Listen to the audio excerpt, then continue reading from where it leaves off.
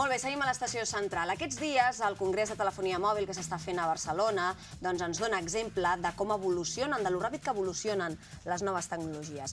Avui volem parlar d'una empresa catalana que ha innovat a Espanya a l'hora de crear, atenció, experiències multimèdies en espais reals. De seguida expliquem de què es tracta. Ens acompanya en aquests moments el fundador d'Itinerarium, aquesta empresa, que és el Narcís Vives. Què tal? Bona tarda. Bona tarda.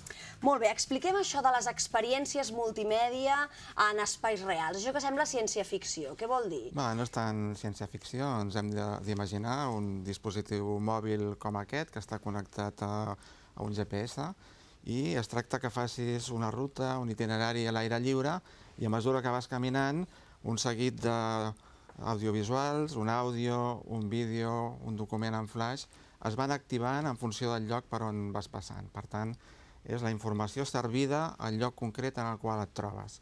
I és clar, això té múltiples aplicacions, no? Una de les primeres podria ser en el sector turístic. De vegades camines pel territori sense saber massa bé què és el que tens al teu voltant. Si hi ha una masia, desconeixes la història d'aquella masia o un antic ofici. El fet d'utilitzar un dispositiu com aquest pot fer que, en passar per davant de la masia, ja que posàvem aquest exemple, poguessis veure com es treballava abans, com és la masia per dins, com es cuina o com es cuinava el pa, etc. Molt bé, això per fer-nos una idea, per tant, seria com el GPS que duem al cotxe, aviam si he agafat la idea, I ens diu, per exemple, quan passem per un radar, que allà hi ha un radar, detecta aquell aparell i ens informa. Aleshores, això seria el mateix, però amb una altra aplicació, en aquest cas, turística, per exemple, no? Molt bé. Ho he agafat bé, He agafat bé la idea. Perfecte. L'aplicació pels cotxes és la que coneix tothom, però tanmateix n'estan sorgint moltes d'altres molt interessants relacionades amb el que és la localització de les persones. Aquesta en seria una, la dels Mediascapes. Aquest és el nom que es dona a aquesta tecnologia desenvolupada pel laboratori Hewlett-Packard de Bristol, que et permet fer això, és a dir, moure't i que s'activin els mèdia, i a banda de rutes turístiques hi pot haver jocs. Nosaltres hem estat desenvolupant jocs de localització, molt concretament un laberint musical que vam presentar en una plaça de Bristol, en el congrés que va organitzar Hewlett-Packard, i en aquest laberint, en la plaça on no es veia res, seguint la música, anava seguint els passadissos del laberint, per la PDA veies per on anaves, i si topaves amb alguna de les parets, un so característic et feia adonar que no anaves bé. Narcís, mira, ara estem veient aquestes imatges. M'agradaria que m'expliquessis. És això que m'estàs explicant? Això que t'estic explicant és justament el laberint musical. Aquí veiem les parets del laberint i una música inicial et va marcant el camí. En una cruïlla et trobes amb un personatge, amb el Chopin, que et diu si vols seguir el camí correcte has de seguir la melodia del piano. Si vas cap a l'altra banda, evidentment sents una altra cosa, i així fins a arribar al final.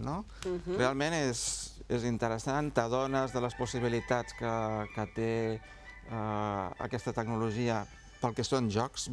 Gran part de jocs tradicionals podríem utilitzar-los amb aquesta tecnologia, la del calent, calent, calent, fred, fred, fred, és a dir, quan es tracta d'amagar un objecte, imagina't que a partir d'un so que es va fent, va pujant d'intensitat fins que el trobes, genera realment una emoció en el jugador que és molt diferent a la d'estar assegut i mirant, perquè estàs vivint l'experiència. D'alguna manera, els Mediascapes permeten això, en lloc de veure escenes, viure escenes. I això estem fent nosaltres... Teniu diferents experiències ja dutes a terme, Heu treballat ja per alguna administració, no? Sí. Algun altre exemple que ens puguis posar? Mira, en aquests moments estem treballant per la Conselleria d'Educació d'Astúries. Hem generat un joc de localització sobre el relleu asturià que es pot projectar en el pati de qualsevol escola del Principat d'Astúries. Què vol dir això? Doncs vol dir que... Convertir el pati en el Principat d'Astúries. En el mapa. I aleshores crees un joc de pistes de manera que tu els fas anar als picos d'Europa, dones pistes per anar als picos d'Europa. Aleshores es van desplaçant pel pati i quan arriben, ells ho veuen sobre el mapa. Quan arriben als picos d'Europa, un missatge diu que han arribat bé, mostren un vídeo, un àudio. Aquesta seria una experiència que ja hem portat a terme. En aquests moments estem acabant una ruta literària sobre el Clarín, un conte que es diu Boronya, que és un itinerari d'uns 2 quilòmetres aproximadament, que representa la tornada d'un indiano de Mèxic, després de 30 anys d'estar fora, torna a casa, no? I aleshores fem aquest recorregut de l'indiano que torna amb 4 baguls i una maleta, i al llarg del camí doncs també és un joc de pistes, vull dir, no és, a banda d'anar sentint el conte, doncs hi ha activitats, jocs com, per exemple, una música que et fa trobar uns òrrios que hi ha amagats en un lloc determinat, es tracta de trobar la clau per obrir els baguls de l'indiano i aquestes pistes et van donant elements. Vaja, que hi ha moltíssimes possibilitats, tant en el terreny del joc com en el terreny de la informació turística, sobretot per fer guies turístiques. Molt bé, no hi sou aquest any en el Congrés de Mòbils d'aquí a Barcelona. No hi som encara. Però hi sereu, hi sereu, perquè com dèiem, sou la primera empresa a Espanya que us dediqueu a aquest tema. Pel que fa referència a la implantació dels Mediascapes, som la primera que hem començat.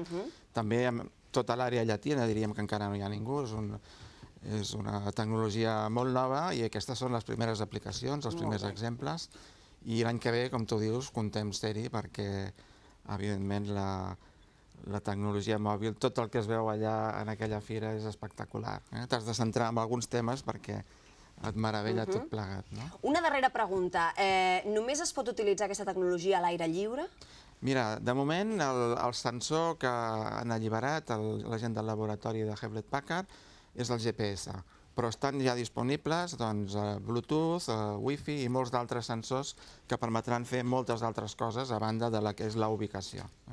Molt bé, doncs Narcís Vives, moltíssimes gràcies i molta sort. Moltes gràcies a vosaltres. Que l'any passat pugueu estar en aquest Congrés de Mòbils. L'any que ve parlarem des de la fira. Fantàstic, gràcies. Adéu.